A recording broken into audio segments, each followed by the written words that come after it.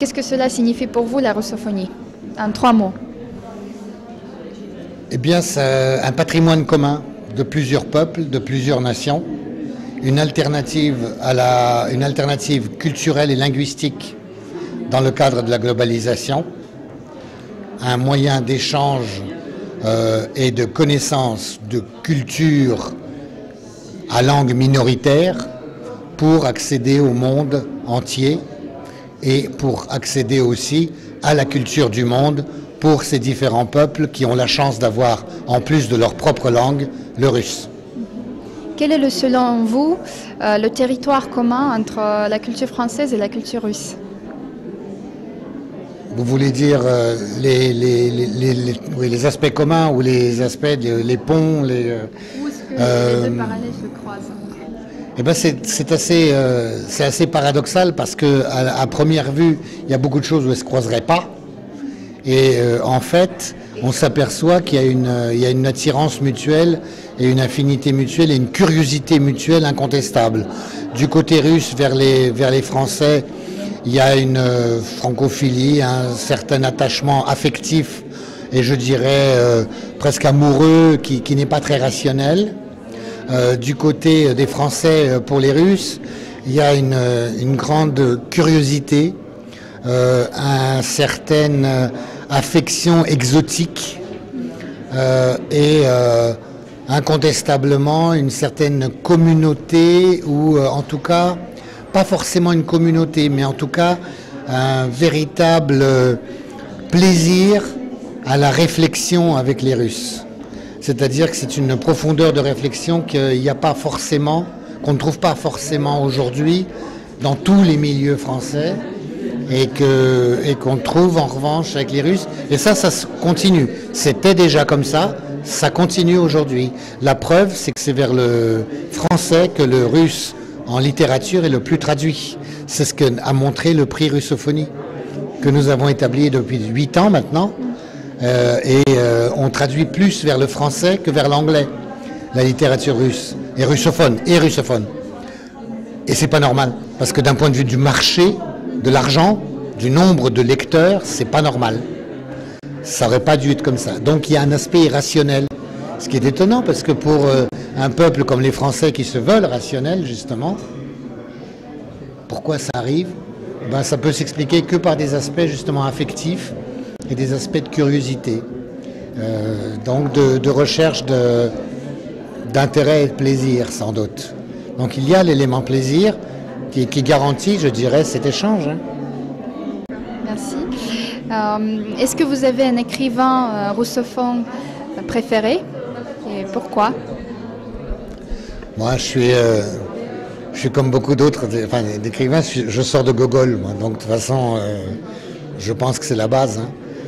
Je pense que c'est Gogol, qui est un écrivain ukrainien, écrivant en russe, donc typiquement un écrivain qui illustre bien la russophonie, justement. Encore que, un véritable russophone, il écrirait et en ukrainien et en russe. Les journées de la russophonie, de livres russes, sont en liaison avec le prix de la russophonie. Est-ce que vous pourriez nous raconter un peu l'histoire et la genèse de ce projet? Alors, le prix Russophonie a été la première création. Il est dû à la fois à la volonté de la Fondation Yeltsin. À l'époque, elle ne s'appelait que Fondation Yeltsin. Après, elle s'est appelée Centre du premier président de la Russie, Boris Yeltsin. La Fondation Yeltsin d'encourager les traductions des œuvres russes. Et ils ne parlaient que de russe. Et ils nous ont demandé à nous de nous occuper de l'aspect français de la chose, ou francophone. Nous avons élargi à francophone. Ils se sont adressés à nous, pourquoi en partie? Parce qu'on s'est rencontrés, mais aussi parce qu'on était France-Oural. Or, Yeltsin, comme vous le savez, est originaire de l'Oural. Donc sur une base territoriale de, je dirais, meilleure connaissance de la région de l'Oural, on a pu commencer une collaboration. Puis, ils nous ont dit qu'ils voudraient bien encourager les traductions et qu'ils étaient prêts pour ça à financer un prix qui récompenserait le meilleur traducteur selon le choix d'un jury de gens compétents, et puis un petit peu d'aide à l'éditeur. Voilà comment ça a commencé à ce niveau-là, mais nous, France Oral, de notre côté, on a suggéré, oui mais attendez, on va pas parler de russe, on va parler de russophonie. Et la russophonie, eh bien on va la définir comme un partage du russe entre plusieurs nationalités en répondant à la réalité géopolitique d'aujourd'hui et qui sera ainsi en miroir avec la francophonie, puisqu'il pourra y avoir des écrivains francophones, traduisant vers le français, mais n'importe où. Ce qui a été le cas il y a 2 ans, puisque une des lauréates a été une écrivaine géorgienne qui habitait au Québec, qui écrivait en russe et qui a été traduite en français au Québec. Et elle était une des lauréates du prix Russophonie. Donc ça exprime bien ce que c'est que le prix Russophonie. Et puis on s'est aperçu, si vous voulez, qu'au bout de 2 ans ou 3 ans, c'est il y a 8 ans, ça, le prix Russophonie la première fois, parce que là on en est au 8e prix. On s'est aperçu que si on restait à cet échelon de simples prix, on finirait très vite par être une manifestation entre initiés, élitistes et élitaires. Or, on voulait, nous, que ce soit quelque chose de plus large. Et puis, on voulait que les éditeurs viennent et qu'ils soient intéressés. Alors, on a dit, bon, il faut qu'on fasse un salon du livre.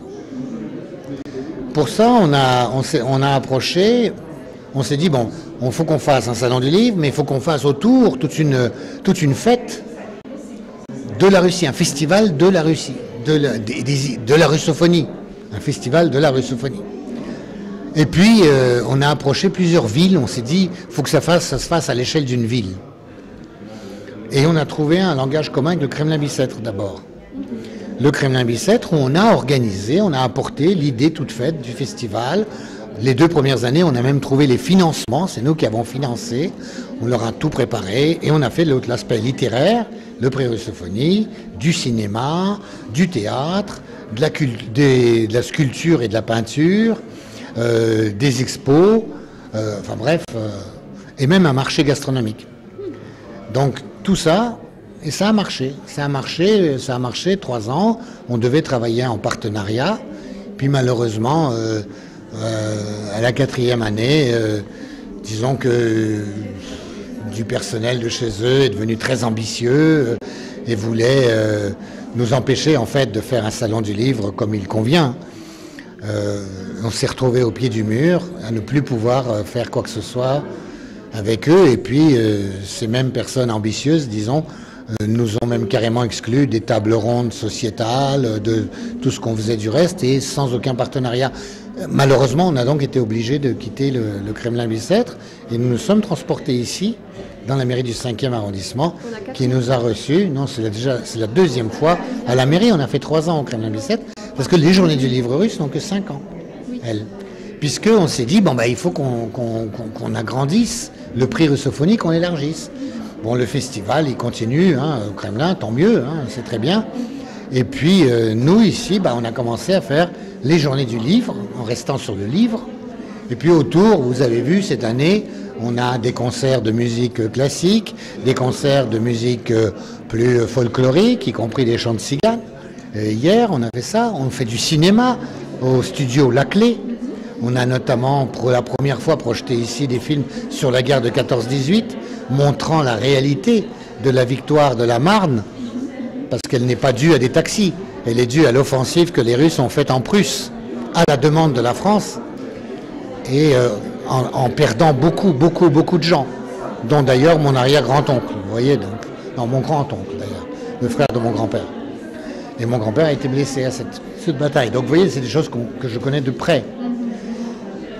Donc finalement, le prix de la russophonie maintenant fait partie et dans le cadre des journées du livre russe, étant en fait c'est très lié. Le début. C'est très lié. On a commencé par le prix russophonie avec la fondation Yeltsin, puis est venue la fondation Ruski Mir, qui est venue nous aider aussi.